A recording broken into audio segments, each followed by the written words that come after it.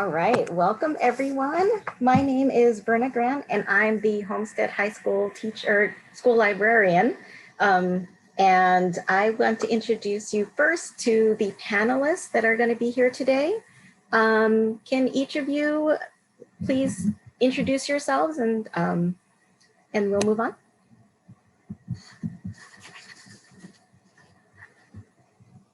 Okay, let's go ahead and start with Yela. My name's Yela and I'm a junior. Colin? I'm Colin and I'm a junior also. And Ethan. My name's Ethan. I'm also a junior. All right. And I know we're all here for Rishab Borah, and I wanted to introduce you really quickly. He is the star of our author event today. He is currently a junior also at Homestead, and his new book, The Door to Inferna, was just released yesterday through the publisher Three Rooms Press. He began writing his book when he was just 11 years old and completed it when he was 13. 3 years later, here we are with his new book. I'm going to stop sharing and it's all on you, Rishab. Hi, and thank you so much for having me at this event. So first of all, I'd like to thank Yaela Broniki for connecting me to Mrs. Grant so that this event could be organized. And I'm also really thankful to everyone who's worked together to make the event possible. So as has been stated, my first novel, The Door to Inferno, was published yesterday. We sang happy birthday for it. And it's a fantasy book, but it has elements of science fiction. And it's set primarily in another universe, though it starts in ours, with the main character, Kionius Nebula, who is a purple-eyed teenage boy living in Truckee, California. He keeps having these odd dreams and visions, and then he accidentally opens a portal to another world. He finds out that he's a wizard prince from that world, and that he was sent to Earth for protection with his two best friends, Mitara and Max, being those protectors.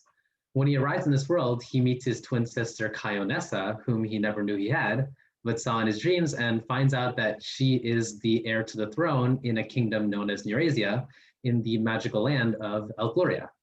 Then Kai's friend Max gets kidnapped by this malevolent dark entity known as Triskane, and Kai joins the war between Triskane and Elgloria to save Max.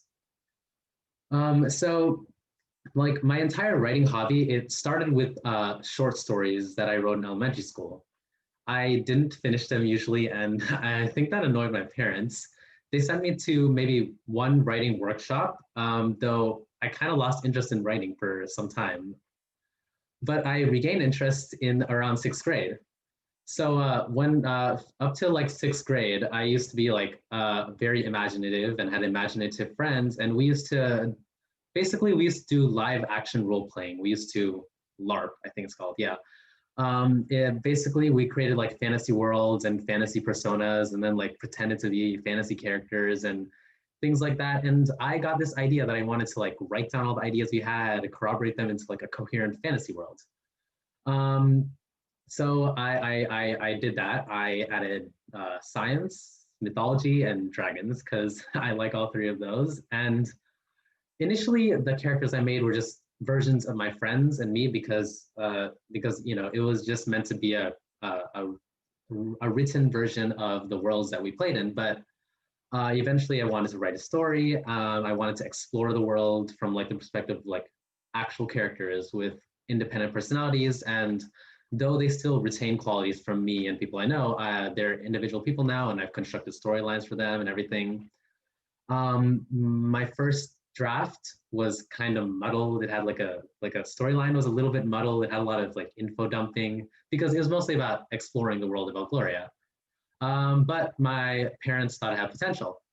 My parents, particularly my dad, gave me pointers on how to make the draft better and how to make the story better. And eventually we decided that it might be worth having the draft professionally reviewed. So revision and rewriting, revising and reviewing took 2 entire rewrites and about 2 years. And I learned a lot of stuff about how to write stories along the way. And I never honestly was satisfied with the book as it was. I wanted to like keep on revising, but at one point, my parents and I, we decided that if I wanted to have the book published, I'd have to settle on something. And like, it's kind of like the thing with like artwork, right? Once you're finished, you notice like 500 flaws with it. You have to go back and change it, but you have to stop somewhere. So yeah. Um, my parents took a lot of time and effort searching for publishers to publish the book. A lot of them rejected me, so my parents suggested self-publishing. I thought that was a good idea. I mean, it was a good idea. So my parents found this service called BookBaby, which is hosted by Amazon, and it was a professional self-publishing press. So I painted a cover, and I even like did it on Photoshop with help of my art teacher. I wrote a little blurb, and I was going to use BookBaby, but then Three Rooms Press contacted me and said that they want to publish my book. So now the self-publishing project on BookBaby is just sitting somewhere on a server untouched. And yeah, with Three Rooms Press, an entirely new like journey began. They gave me this contract, and I got to like sign on the dotted line by myself. I mean, my parents had to sign too because they were my legal guardians, but like, I still signed. And I had to like, make sure I was signing over only legal rights to the book and not the like world that I'd created. I learned a bit about intellectual property and legality. My parents gave me these scary stories about like people who had been found having plagiarized intellectual property and all that. But yeah, I was like working with teams in Three Rooms Press who edited my book and designed cover art and helped market it. I was a little bit like resistant to the idea of teamwork at first. I wanted to use my own cover art, but their cover art was really good, and I decided that they kept parts of my cover art in their cover art, and I thought like it's really cool, and I think that I'm really happy with this cover art because I mean it's not mine, but like not everything is going to be exactly the way you want it, and I really like their cover art. I got these like deadlines, and I had to send a lot of emails to coordinate efforts to get my book to where it is now. When my book was almost finalized, Three Rooms Press gave me like a new challenge, which was marketing it. Because of the pandemic, the best way to do that was social media. And I never really used social media until I had to actually create a brand as an author. At that point, I had to join like Twitter, Instagram, Facebook. The Three Rooms Press, they gave me like this 3-session crash course on how to like use like different forms of social media. I had to attend a workshop on how to like market a book. And an important lesson I got was that in order to market a book, I had to market myself as a person. I did not look forward to my daily hour of Twitter. My parents had to practically drag me to the computer, but I mean, social media, they're powerful tools, and the other authors on social media are really supportive. Like my mom and I, we like counted every single follower, and my brother would remark on how desperate we were for clout. And by the way, that's my Instagram and Twitter handles. So if you want to follow me, please do. So eventually, advanced reader copies were sent out, which are basically just copies of the book that are sent out for reviews. I got reviews on them, right? So there were bad reviews, there were good reviews, there were great reviews too. And the thing about the bad reviews though is that there were some that are blatant insults. Like that's gonna happen always. It's the internet, but there are also like really helpful ones in that they taught me like what I needed to work on for maybe a future books, for my series, etc. And now we're here today. There's a signed copy of the book in Homestead Library, and the book itself, it just came out yesterday. You can buy it on Amazon, Barnes Nobles, and other bookstores. The book looks like this. As you can see, it's also behind me. And I'm going to read the first paragraph of the book now. So, Chapter 1, Mysterious. It was some kind of party. Adults in odd clothes were dancing and singing. Embroidered, colorful robes, reminiscent of kimonos, swirled. Swords hung at the belts of some, not weird at all, And adorning necks and wrists were bracelets and necklaces with intricate designs and gemstone inlays. Their faces were covered in unnatural shadows, preventing me from recognizing them. They threw handfuls of something sparkly in the air while I watched and laughed. A voice in my head said, "They're not going to want to hear about this afterward, are they?" Whose voice was that? I looked at the orbs hanging from the ceiling that lit the room with a dim golden glow, studying the dancing colors inside. I tossed my long blue braid over my shoulder. Wait, long blue braid? I was dreaming again. The girl was a recurring character, the girl who was always inventing strange devices. Thank you for listening, and I'll turn this over to the panelists now. Thank you so much for presenting about your book. Our first question is, were any characters inspired by a real person in your life? Yeah, so as you know, the characters originally started out as basically versions of me and my friends. Now I changed them a lot, but they still have like that root from my friends, me, my sibling, my brother, and they all have like bits of me, my friends, and everyone in them. You know, it's like a common saying among writers, like write what you know, and it's true that a lot of what I wrote was what I know, so to speak. So yeah, you can ask the next question. Okay, so other than your own book, what's your favorite book and why? So I can't say I can pick like a direct favorite, but I do really like Rick Riordan's writing because he makes like really like expansive worlds in his writing, and his characters, despite like existing in fantasy worlds, they have like realistic struggles, and I also like his writing style. He has this like sort of playful writing style that I tried my best to emulate in my book. So I guess I'd say Rick Riordan is my favorite author. If I were to pick a favorite book, I don't think I could do that, but yeah, favorite author. Next question. Did you ever considering writing under a pseudonym? So I didn't really see any reason to write under a pseudonym because I'm not really writing anything particularly controversial. I don't particularly have a lot of like features that would make it more difficult to publish my book, and I feel like a pseudonym it wouldn't really add anything, subtract anything. Like, and I feel like it's best to put my like what I create out under my name because I want people to know that I wrote what I did, right? Yeah. Next question. Do you feel like you expose part of yourself in your writing? Yeah, definitely. So in my like writing style, for example, there's like what characters experience, what they say, the things that happen.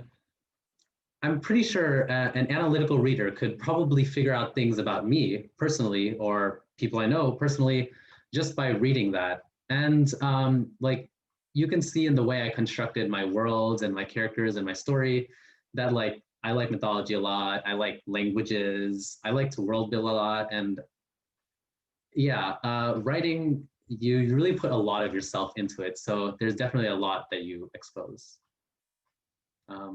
Next question.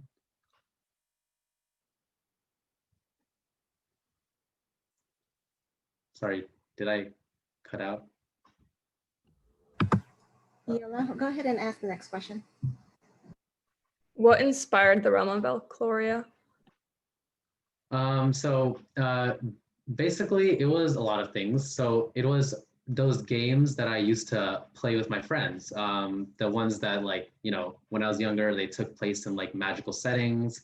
I wanted to like write them down and things like that. And like the worlds that we developed in our games weren't super developed, but I drew from like mythology and other fantasy books, and I ended up creating like the world of Valkyria. It kind of like it started as like a sort of concept. Like there was like, oh, magical lands parallel to our worlds, 10 elemental kingdoms, wizards, dragons, things like that, and yeah, I made it into what it is today. The story itself that I wrote was initially meant to just explore the world, but eventually decided I want to write like a story about characters who experience things. So, yeah. Next question. In your book, what's your favorite character? So they're kind of like children. Like I can't really choose a favorite. Each one has like their own story and their own personality. They're kind of like autonomous. I don't really dictate what they do as much as I just put them in situations and write how they react. I don't really want to choose a favorite because I like them all. They're I'm going to use the word children again. They're children. They're children. But there's definitely some that I feel more accomplished in writing because they're more complex, and I had to like talk to friends and to figure out how to write their experiences. Kayonessa, who's the twin sister of the main character, for example, was a difficult character. I mean, there's just the fact that she originates from an alien culture in a different world where magic is like electricity, and that makes writing her kind of difficult. And the second novel that I'm going to write in the series is probably going to focus largely on her role and her perspective. There was also like the character of Max who was kind of difficult, and there's other characters that I can talk about without going spoiler territory. I try to avoid like one-dimensional characters. There are probably one-dimensional characters in my story, but I have this like concept that every person mentioned in the story should act in their own unique way because they're all unique people, even if they only appear for like one paragraph. They still have their own stories. So yeah, you can ask the next question. So I think earlier you mentioned about how all your interests sort of culminated in this book. So do you have any other big interests besides writing? Yeah, definitely. There's like art. I did paint my former cover for the book when I was originally going to self-publish it, and made a Photoshop document and everything. And on the book itself, on the spine, I don't know if you can see it. There's a blue key. I constructed that with Photoshop. So I like art. I like to sketch. I like to sketch like dragons, people, fantasy kind of things. I like to program. Programming is another big interest of mine. One of my like the things I like to program, kind of like games, simulations, things like that. Like for example, I use Minecraft modding because Minecraft is sort of like a useful platform. It has a three-dimensional world. It has preset rules, and programming like things into it is really fun, especially like because I like fantasy and I like to program like fantasy-related mods and things like that. So yeah, art and programming. Next question. Did you hide any secrets in your book that only a few people would be able to find? I think so. There's some like some of the characters have names that really hint at like I don't know who they are, who they're gonna be, what they're gonna be like, things like that. And there are a few like little things in the story that you might just like notice, hey, and then you go, and then a little bit later you realize, wait a second, I saw that before. Wait, there's a connection between them. It's kind of like when we're authors, like we kind of like sprinkle in these little things that as readers, like I've seen both perspectives. So as readers, you just like reading a book, you see like this little like detail, like, oh, there was a gun hanging on the wall, and then later on someone like takes the gun and shoots it or something, and you just realize, wait, that was talked about beforehand. It was like foreshadowing. I didn't even realize. I mean, there's an actual name for that trope. It's called Chekhov's gun. But and as a writer, it's you just kind of like sprinkle in these little details, and you're just like smiling to yourself about how like the reader's gonna find them, and they're gonna feel like, yo, I found this cool mystery. And yeah, it's just a fun feeling. So I think I did hide secrets in my book that only a few people find. Some of them might not even be visible until like you read like the second book, for example. Yeah, next question. So I know you already partially answered this, but how do you feel when someone criticizes your book? So the first thing I feel is a little bit hurt because it's like someone's saying that my child is not as perfect as as I think it is. But like if they're just blatant insults, I'm just like, well, okay then, and move on, because like if they're gonna just blatantly insult my book, then that's not worth it. If they're constructive criticism, if they're like, oh, you could have made the story slower, you could have made the story faster, you could have developed this character more, or I think you have a loophole. These kind of things, those kinds of things, I'd feel more like happy about learning something new, than feeling like hurt or angry or anything like that. Yeah. Next question. So for those of us aspiring to become writers ourselves, what would be your tips? So I'd say that, so you don't want like the badge of writing to be your motivator. You don't really, it's not really, for me, in my opinion, it's not a strong enough motivator to just think, I want to write an entire book so that I can brag to my friends about it. I can't speak for everyone, but I think I'd lose steam if that was my motivator. I was writing because, well, initially it was to like explore the world of Glory, but eventually just I wanted to write a book. I wanted to create characters. I wanted to explore their experiences, explore a world, explore a conflict. My motivator through things like writer's block, workloads, things like that was developing characters, relationships, exploring the world, discovering more about the world, playing with the systems existing in the world. It was just like the joy of creating and exploring a story. Next question. So I think you already touched a bit on this, but do you feel like publishing your first book changed your process of writing, and if so, how? So yeah, before I had the first book, before I wrote the first book, I didn't technically have a writing process because I didn't really have any other books except for half-finished short stories and things like that. So I guess the first book created my entire writing process. However, I've rethought my writing process, because initially when I wrote the first book, it was just writing from my gut. I just wrote whatever came into my mind, and it ended up sort of like a story. And then I had to do the hard work of going back and actually changing it into a story.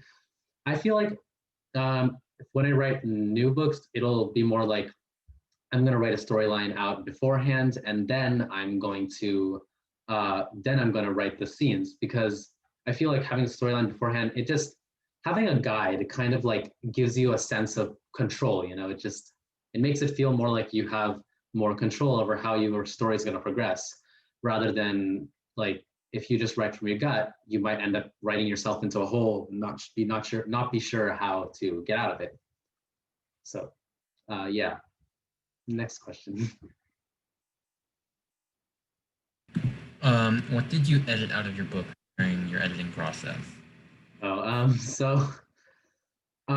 Before I had my first draft was about twice as long as it is now, because basically a lot of the stuff in my book was just information, just explaining the details on how like mer people worked, or like the cosmology hierarchy, or the names of different deities and Elflorian religions. It was just a lot of worlds info dumping.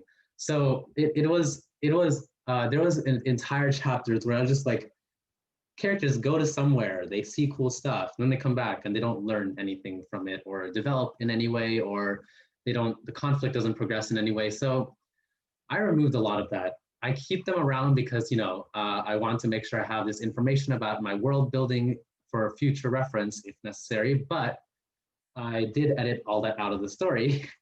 As I said, there were 2 entire rewrites between the first draft and now.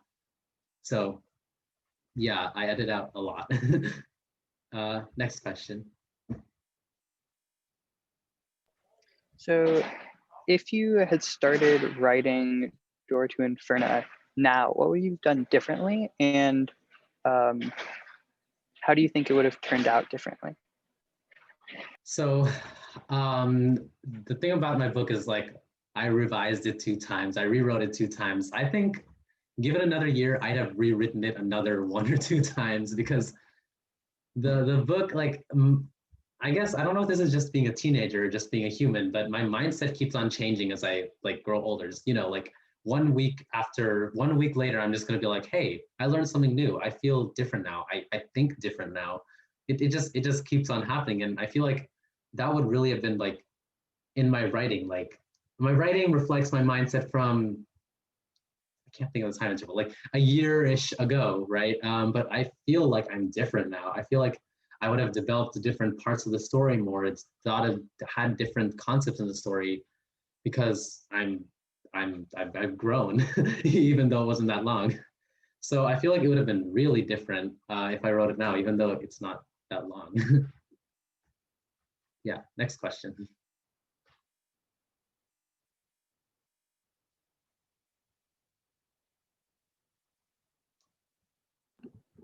What sparked your love of writing and influenced you to start writing?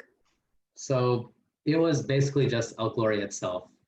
I started world building El Gloria. I was like, oh, this is fun. I like building this fantasy stuff. And I was just like, I want to like write a story in it. So I started writing something. I just started, making something that explored El Gloria. And I found that, like writing experiences as instances with characters rather than just informational documents is actually really fun. I want to do this more. I kept on doing it more. I made stories, and that grew into my love of writing that I have today. So yeah. Next question. So what was your experience working with that publisher?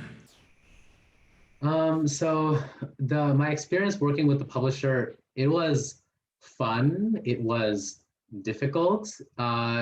It was cool. It was difficult in that there were deadlines. There were multiple factors involved. I had to do work before a certain deadline, and things like that. But it was also really cool. It was really fun because I got to like talk with people about how to I got to talk about my story with people. I got to editing is a funny job because like sometimes it's fun, sometimes it's not. I feel like editing my book with like another editor was really cool, and it was also really fun. Like even like I said, I didn't really like Twitter, but like there were those times where I was like, this is actually really cool. Writing about something that relates to my book. So all in all, publishing, the experience was working with Three Rooms Press. It was fun. It was also hard, but I'm gonna remember it positively. I know that. Next question. I think you already touched on this a little bit before, but do you foresee yourself in the future writing another book? Yep. I'm gonna write probably like, aside from the fact that I plan to make El Gloria a series and write a second book, a third book, fourth book, etc. I also think that not only does El Gloria itself as a world, like I spent like 5-ish years developing the world. It has a lot of stuff in it that I could explore in 100 books, and I feel like that alone, I could write a lot of books with that. But like even then, I could also like try breaching new frontiers, writing different like concepts. And I like writing a lot, so I think I'll definitely be writing more books in the future. Next question. I think you might have already mentioned this earlier, but are you planning a sequel? Yeah, I have everything planned out for it. Like, I have a storyline. I've written a lot of the scenes already. There is definitely a sequel, and there's after that there's another book. It's a series. So yeah, I mean, in a technical sense, the sequel isn't quite a sequel, but like if you read it, you'll figure out what I mean by that. But you're not going to read it for some time now. But yeah, definitely a sequel. Definitely a what comes after sequel. Okay, definitely a third book, a fourth book. Yeah. Have you ever? Well, okay, it's probably pretty easy to answer, but have you ever gotten writer's block? And if so, how did you deal with it and get past it? Yeah, so initially when I was first writing, it was just like smooth, I just like churned out a story, but it wasn't that great of a story. And when I got like feedback and things like that, like I got a lot of writer's block trying to figure out how to make it an actual story. So yeah, like it had like a beginning, it had a climax, but the rising action, the denouement, it was those needed a lot of work. And there are just times where I was just like, I don't want to do this. Like this is a lot of work. And my motivation to go through that, I guess it was, well, first of all, I wanted to explore El Gloria. I wanted to go further into El Gloria. And I thought, well, if I can't figure out this stuff, I'm not going to be able to do that. I'm not going to be able to go further. So I powered through it. I wanted to go further. I wanted to explore the characters, the world, things like that. And my way of dealing with writer's block, well, sometimes I'd go to another similar book, read a similar scene, well, not a similar book, but read a similar scene or scene with a similar structure and figure out like, how did that author deal with that scene? Obviously they have different characters, so they're going to act differently, and they had a different setting, a different world, so it's not going to be the exact same thing, but it's surprising how helpful that can actually be. So yeah. And another thing that one could do is like write a future scene rather than just continue with the current progression, and then just fill in the area between, set an endpoint scene, set from where you are, and then just write that endpoint scene, and then everything in between, well, it's easier to figure out what goes in between. That method, it kind of sometimes works for me and kind of sometimes doesn't, because like character development is kind of difficult. So I feel like writing a character in the future, it has a lot of factors that need to be taken into account. But I feel like these are all still very helpful methods to deal with writer's block. Next question. Who do you think your book most appeals to? Probably people from like our kind of age range, I guess. Like maybe from like my brother's age to like, well, I guess it can go beyond that. I mean, it doesn't just have to be from like my brother's age to like my age, you guys' age. I mean, adults could probably read it and enjoy it too. I don't think it's something that just needs to be enjoyed by a certain age group. And but I feel like, well, for one thing, fantasy lovers, fantasy lovers would probably be more interested in it because it's a fantasy book. And there's also like sciencey things like quantum fate gods and stuff. So I guess if you might be interested if you like science fiction too. But yeah, I feel like the age range is more or less like middle high school age range. So yeah. Our final question is there anything that you would like to, anything else you would like to share with us? I don't think so. I've talked a lot about my book, and I feel like I've covered everything that I could come up with on the spot. But if there are any other questions, well, those I could answer. But as for anything that comes directly from me, I think I've talked about all that so far. All right. Well, that's all. Those are all the questions that we have for you today. So thank you everyone for attending. I want to share my screen really quick.